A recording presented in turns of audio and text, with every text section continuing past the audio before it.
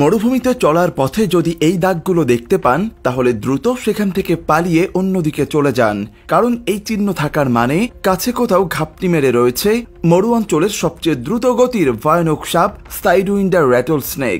নাম থেকে আন্দাজ করা যায় হর্ন স্নেক বা সাইডউইন্ডার স্নেক মূলত র্যাটল স্নেক প্রজাতির সাপ। মরুভূমির সাপগুলোর মধ্যে সবচেয়ে দ্রুততম সাপ হচ্ছে এই সাইডউইন্ডার। এই সাপ মরুভূমি দিয়ে চলার সময় বাঁকা চিহ্ন রেখে যায়, আর এখানেই খেয়াল করবেন সাইডউইন্ডার সাপ চলার সময় নিজেও কেমন বাঁকা হয়ে চলে, যা কিনা অন্যান্য সাপের তুলনায় আলাদা। মনে প্রশ্ন উঠতে পারে এই সাপ কেন এভাবে চলে।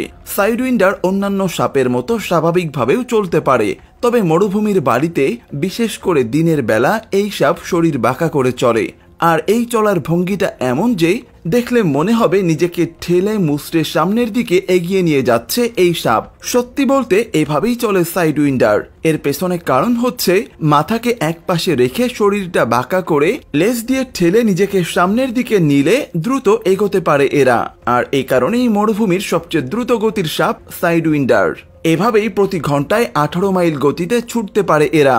তাছাড়া চলার পথে শরীর ঠেলে এভাবে দ্রুত এগোলে মরুভূমির উত্তপ্ত বালির তীব্র গরম থেকে এদের শীতল দেহ রক্ষা পায়। চলার সময় পুরো শরীরটা বাড়ি ছুঁয়ে থাকে না, শরীরের একটা অংশ ঠেলে দেওয়ার পর বাকি অংশ ততক্ষণে ঠান্ডা হয়ে যায়। তাই এভাবে চলাটাই সাইডউইন্ডারের জন্য সুবিধাজনক। এই সাপ বিষধর হলেও অন্যান্য র্যাটল স্নেকের তুলনায় অতটা বিষধর নয়, যে কারণে মানুষকে ছোবল দিলেও প্রাণহানির ঝুঁকি তুলনামূলক কম, তবে বেদনা হবে মারাত্মক। যদিও সাইডউইন্ডার অত ঝামেলা করার মতো সাপ নয়, তাকে না ঘাটালে সেও চুপচাপ নিজের পথেই চলে যায়। অবশ্য সাইডউইন্ডার চতুর ধরনের শিকারী। এরা লুকিয়ে থেকে শিকার করে, তবে এদের অসীম ধৈর্য। সাধারণত এরা রাতে বের হয়, সেদিক থেকে এদের নিশাচরই বলা চলে। কিন্তু রাতের পাশাপাশি দিনেও শিকারে বের হয় এরা। আর দিনে বের হলে দ্রুত গতিতে চলার জন্য শরীর ঠেলে এগোলেও শিকারের সময় কিন্তু সাইডউইন্ডার তার এই দ্রুত গতি ব্যবহার করে না, বরং শিকার দেখলে আস্তে ধীরে চলাফেরা করে এবং সুযোগ খোঁজে। তখন দ্রুত না চলার কারণ হচ্ছে সাইডউইন্ডার বেশিরভাগ সময় গিরগিটি প্রজাতির প্রাণীদের খাবার হিসেবে গ্রহণ করে, আর গিরগিটি সাইডউইন্ডারের চেয়েও অনেক বেশি দ্রুত। তাই শিকার ধরতে যাওয়ার আগেই শিকার ছুটে পালাবে, যে কারণে সাইডউইন্ডার গতি ব্যবহার না করে সুযোগের অপেক্ষায় থাকে, আর এই সুযোগটা তৈরি করে নেয় সাইডউইন্ডার নিজেই।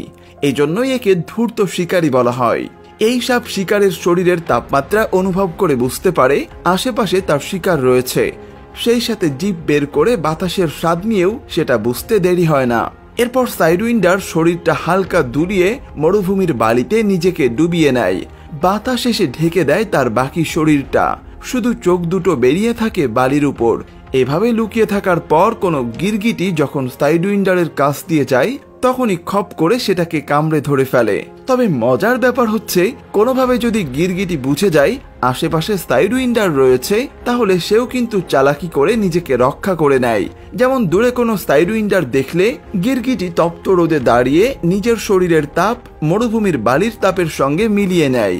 এতে সাইডউইন্ডার সেই গিরগিটির শরীরের তাপ অনুভব করতে পারে না, তাই শিকারও তার হাত থেকে ফসকে বেরিয়ে যায়।